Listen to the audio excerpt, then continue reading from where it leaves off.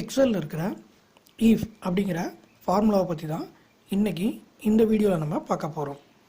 இந்த வீடியோவை பார்க்குறதுக்கு முன்னாடி நீங்கள் இன்னும் நம்ம சேனலை சப்ஸ்கிரைப் பண்ணாமல் இருந்தீங்கன்னா மறக்காமல் சப்ஸ்கிரைப் பண்ணிவிடுங்க.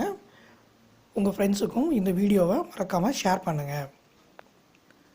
இந்த ஈஃப் அப்படிங்கிற ஃபார்முலா எதுக்காக யூஸ் ஆகுதுன்னா, ஒரு கண்டிஷன் ட்ரூவா ஃபால்ஸா அப்படின்னு செக் பண்ணுறதுக்காக யூஸ் பண்ணுறோம். இந்த ஈஃபில் மொத்தம் 4 டைப் இருக்குது.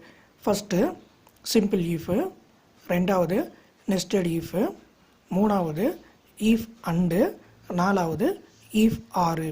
இப்போது இந்த ஒவ்வொரு ஈஃப் ஸ்டேட்மெண்ட்டை பற்றியும் டீட்டெயிலாக பார்க்கலாம். ஃபஸ்ட்டு இந்த எக்ஸல் ஃபைலை ஓப்பன் பண்ணிக்குவோம். இந்த எக்ஸல் ஃபைலில் ஒரு கிளாஸோட 10 ஸ்டூடெண்ட்ஸோட மார்க் லிஸ்ட் இருக்குது. ஸோ இந்த டேட்டாவை வச்சு தான் நம்ம இந்த 4 ஃபார்முலாவையும் யூஸ் பண்ண போகிறோம். இதில் ஃபஸ்ட்டு இருக்கிறது ஈஃப், சிம்பிள் ஈஃப் அப்படின்னு சொல்லுவாங்க. இந்த சிம்பிள் ஈஃபை வச்சு என்ன பண்ணலாம்னா, ஒரு கண்டிஷன் ட்ரூவாக ஃபால்ஸான்னு செக் பண்ணிக்கலாம், அவ்வளோதான். ஸோ ஒரே ஒரு கண்டிஷன் அது ட்ரூவாக இருந்ததுன்னா ட்ரூன்னு கொடுக்கும், ஃபால்ஸாக இருந்ததுன்னா ஃபால்ஸுன்னு கொடுக்கும். இப்போது ஒரு எக்ஸாம்பிளுக்கு இப்போ இந்த டோட்டலை எடுத்துக்குவோம். இந்த டோட்டல் 463ன்னு இருக்குது. இந்த 463ங்கிற டோட்டலு பாஸாக இருக்கிறதுக்கு மேக்ஸிமம் என்ன சான்சஸ் இருக்கும்? ஆவரேஜாக பார்த்திங்க அப்படின்னா ஒரு சப்ஜெக்ட்டுக்கு 35 அப்படின்னா 5 சப்ஜெக்ட்டுக்கு வந்து பார்த்திங்கன்னா ஒரு 175 அப்படின்னு இருக்கும். ஸோ 175 அல்லது 175க்கு மேலே போச்சு அப்படின்னா உங்களுக்கு பாஸ் அல்லது ஃபெயில். இது வந்து ஒரு அப்ராக்சிமேட். எல்லாத்துலேயுமே ஆவரேஜாக 35 எடுத்திருந்தான்னா 175 வந்திருக்கும், அப்போ அவன் பாஸ் பண்ணியிருக்கான்னு அர்த்தம். அல்லது 174 எடுத்திருக்கான் அப்படின்னா ஃபெயிலுன்னு அர்த்தம். இந்த மாதிரி ஒரு கண்டிஷன் மட்டும் நீங்கள் வச்சு செக் பண்ணுறீங்க அப்படின்னா அதுக்கு வந்து இந்த சிம்பிள் ஈஃபை யூஸ் பண்ணிக்கலாம். இப்போ ஒரு எக்ஸாம்பிளுக்கு தமிழ் மார்க் இருக்குது. ஸோ தமிழ் மார்க்கை நான் செக் பண்ண போகிறேன். Equal to if open bracket condition என்ன, தமிழ் மார்க்கு 35க்கு மேலே இருக்கா இல்லையான்னு செக் பண்ணணும். ஸோ இதை கிளிக் பண்ணிக்கிறோம். Greater than or equal to எனக்கு எவ்வளோ வரணும், 35. ஸோ 35 இருந்தால் எனக்கு என்ன வரணும், பாஸ்ன்னு வரணும். ஸோ டபுள் கோட்டில் பாஸ் அப்படின்னு கொடுத்துக்குவோம். கம்மா கண்டிஷன் ட்ரூவாக இருந்ததுன்னா ஃபால்ஸ்ன்னு வரணும். சப்போஸ் ஃபால்ஸாக இருந்துச்சுன்னா எனக்கு ஃபெயில்னு வரணும். ஸோ டபுள் கோட்டில் ஃபெயில். இப்போ என்ட்ரு கொடுப்போம். பாருங்கள் பாஸ்ன்னு வந்திருக்கு. இப்போ இதுவே இந்த தமிழ் மார்க்கு எனக்கு 35க்கு கீழே இருக்குது. இப்போ நான் வந்து ஒரு 26ன்னு கொடுக்குறேன். ஸோ பாருங்கள் ஃபெயில்னு வந்துடுச்சு.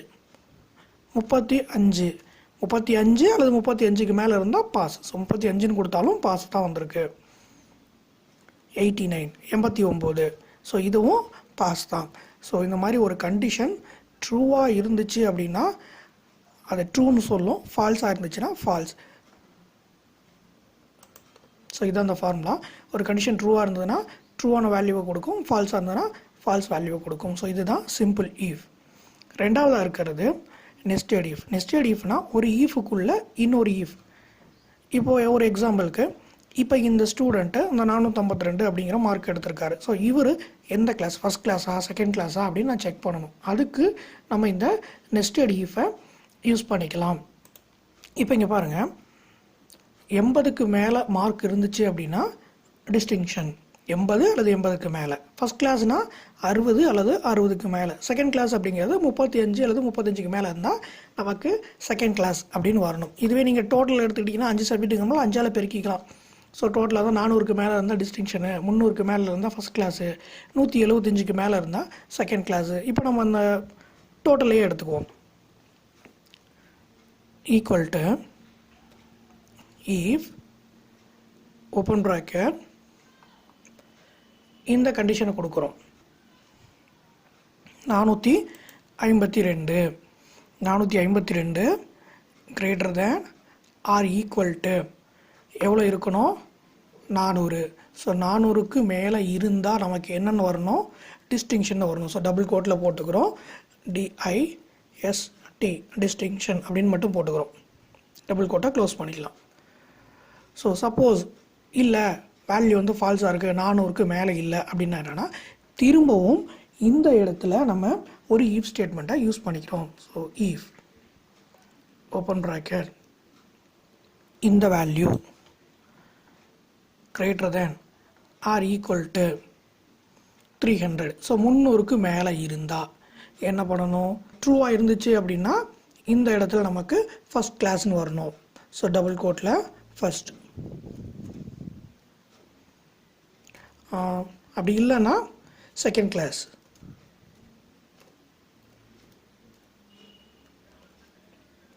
ஸோ ஒரு ஓப்பன் ப்ராக்கெட்டுக்கு ஒரு க்ளோஸ் ப்ராக்கெட்டு, கடைசி ஓப்பன் ப்ராக்கெட்டுக்கு கடைசி க்ளோஸ் ப்ராக்கெட்டு.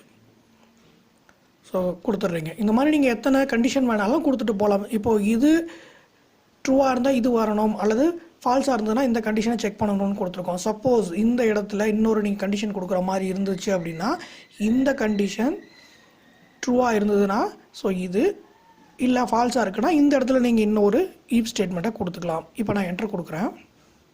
டிஸ்டிங்ஷன் அப்படின்னு வந்திருக்கு. இப்போ பாருங்கள், இந்த வேல்யூ 452 இருக்குது. ஸோ நமக்கு 400க்கு மேலே போனாலே டிஸ்டிங்ஷன் அப்படின்னு சொல்லி வரணும். இப்போ இதுவே இந்த வேல்யூ வந்து எனக்கு 400க்கு கீழே இருக்குது. இப்போது இந்த மார்க்கை குறைச்சிக்கும். ஒரு 62, இதில் ஒரு 70 இப்படி வச்சுக்குவோம். இப்போது 393 இருக்குது. அது ஃபஸ்ட் கிளாஸ்ன்னு வந்துருச்சு. ஸோ ஒரு ஈஃபுக்குள்ளே இன்னொரு ஈஃபை வச்சு செக் பண்ணுறது தான் நெஸ்டட் ஈஃப். அதோட ஃபார்முலா இங்கே இருக்குது. அடுத்தது ஈஃப் அண்ட்.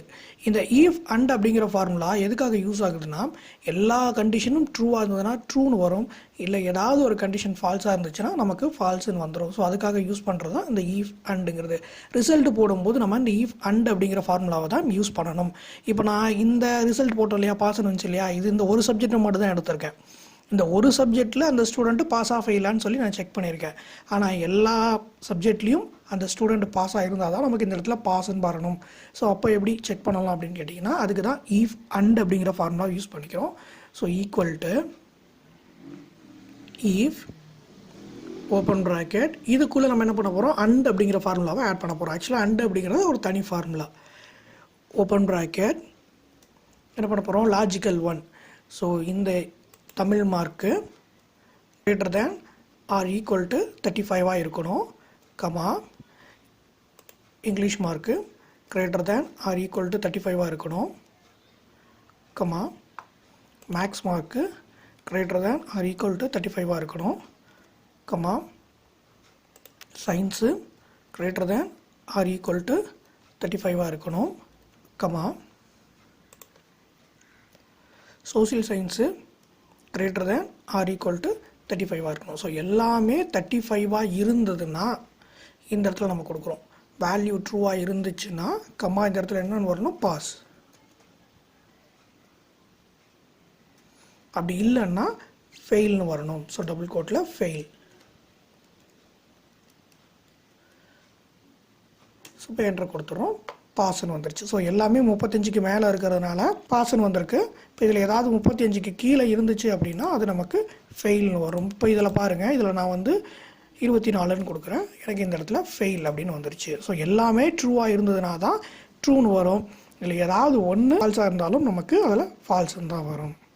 அந்த ஃபார்முலா இங்கே இருக்குது. அடுத்தது ஈஃப் ஆர். ஈஃப் ஆர் அப்படிங்கிறது இந்த அண்டுக்கு அப்படியே ஆப்போசிட். அப்போ நம்ம எல்லாமே 35க்கு மேலே இருந்தால் தான் பாஸ்ன்னு வந்திருக்கும். இதில் ஏதாவது ஒன்று 35க்கு மேலே இருந்தாலும் எனக்கு பாஸ்ன்னு வரணும் அப்படின்னா இஃப் ஆர் யூஸ் பண்ணிக்கலாம். அதாவது அட்லீஸ்ட் 1 அப்படின்னு சொல்லி சொல்கிறோம் இல்லையா, ஏதாவது ஒன்று ட்ரூவாக இருந்தாலும் எனக்கு ட்ரூன்னு வரணும்னு சொல்கிறோம் இல்லையா, அதே தான். இதே ஃபார்முலா அப்படியே காப்பி பண்ணிக்குவோம். கண்ட்ரோல் டி கொடுத்தீங்கன்னா அதே ஃபார்முலா அப்படியே காப்பி ஆகிடும். இந்த அண்டுக்கு பதிலாக நான் ஆர்னு கொடுக்குறேன். இதே ஃபார்முலா தான், அண்டுக்கு பதிலாக நான் ஆர்னு கொடுக்குறேன். சென்டர் கொடுத்து பாருங்கள். இப்போ பாருங்கள், இது எல்லாமே பாஸ்ன்னு வந்திருக்கு. இப்போ நான் இதில் ஃபெயில் மார்க் கொடுத்தாலும் எனக்கு அந்த இடத்துல பாஸ்ன்னு தான் வரும். அதாவது ஏதாவது ஒரு கண்டிஷன் ட்ரூவாக இருந்தாலும் நமக்கு ட்ரூன்னு வந்துடும். எல்லா கண்டிஷனுமே ஃபால்ஸாக இருந்தால் தான் நமக்கு இந்த இடத்துல ஃபால்ஸ் அப்படின்னு வரும். இப்போ அந்த இடத்துல நான் கொடுத்தேன்னா எனக்கு ஃபெயில்னு வரும்.